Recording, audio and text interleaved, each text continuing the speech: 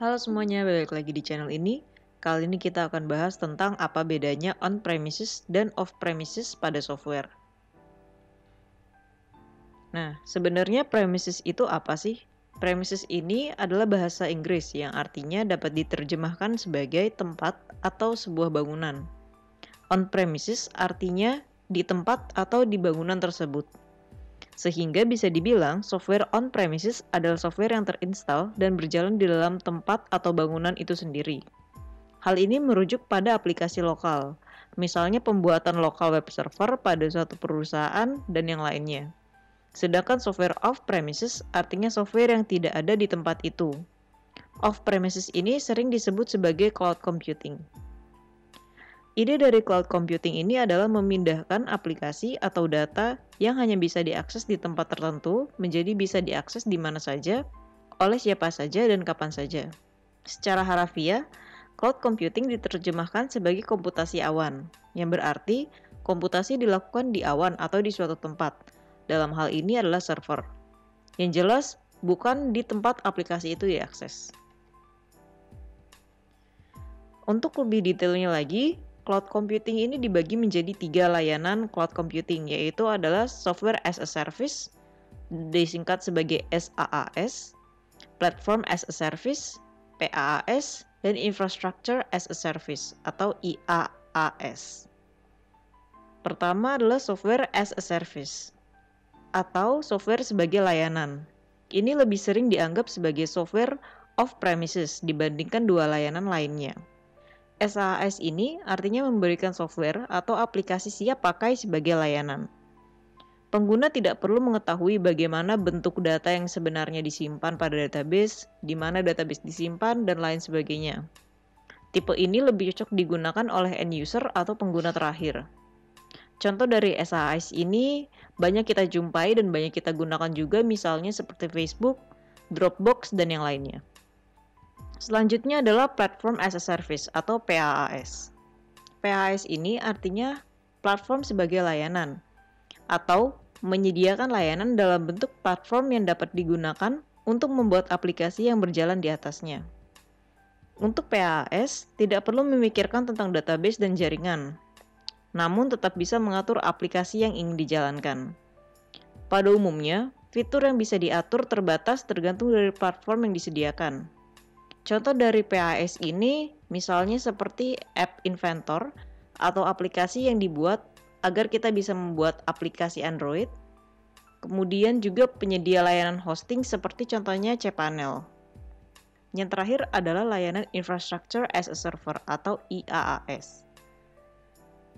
Nah, ini artinya infrastruktur sebagai layanan, atau menyediakan layanan dalam bentuk infrastruktur seperti server fisik atau virtual server. IaaS ini mengizinkan pengguna atau developer melakukan pengembangan tanpa perlu membeli sendiri server fisiknya. Namun, untuk dapat melakukan pengembangan pada layanan ini diperlukan pengetahuan yang lebih lagi karena mulai dari OS, keamanan, aplikasi, database, dan yang lainnya itu harus dilakukan secara sendiri. Contoh dari IaaS adalah penyedia layanan hosting VPS. Untuk lebih gampangnya lagi bisa dilihat dari gambar ini. Jadi ada IaaS, PaaS, dan SaaS. Nah, jadi untuk membuat sebuah service itu dibutuhkan beberapa layer. Yang mulai dari paling bawah adalah networking, kemudian storage, server, virtualization, OS, middleware, runtime, data, dan yang terakhir layer paling atas adalah application. Nah, kalau di IaaS ini kita akan mengelola sendiri mulai dari layer OS sampai ke atas, sampai terakhir application. Sedangkan untuk networking sampai virtualization ini akan dikelola oleh third party, seperti yang telah disebutkan sebelumnya itu misalnya VPS ya, pengelola VPS atau penyedia layanan VPS. Kita kan nggak perlu tahu ya tentang networkingnya, ataupun tentang storage-nya gimana, atau servernya dan lain sebagainya. Selanjutnya adalah PaaS. Untuk PaaS ini yang kita kelola sendiri ini adalah application dan datanya aja. Sedangkan mulai dari runtime sampai networking ke bawah ini dikelola oleh third party, Tadi contoh PHS ini adalah cPanel-nya. Kalau kita ikut penyedia layanannya atau kalau kita menggunakan App Inventor. Selanjutnya adalah SAS. SAS ini tadi yang paling gampang ya istilahnya. Jadi kita tidak ada yang kita kelola sama sekali karena semua layer-layernya ini akan dikelola oleh third party. Jadi kita benar-benar hanya menggunakannya saja. Kemudian ini adalah contoh gambarnya ketika software on-premises ditambahkan. Nah, kalau untuk yang software on-premises, semuanya ini dikelola sendiri. Jadi tidak ada campur tangan dari third party. Sehingga jika kita ingin membuat sebuah software on-premises, kita harus memikirkan mulai dari networking-nya, storage-nya, ingin storage-nya berapa banyak, disimpannya di mana, kemudian pembuatan servernya, virtualisasi dari servernya, kemudian OS sampai ke aplikasinya itu harus dikerjakan sendiri. Sehingga memang pembuatan software on-premises ini sebenarnya bisa dibilang lebih berat.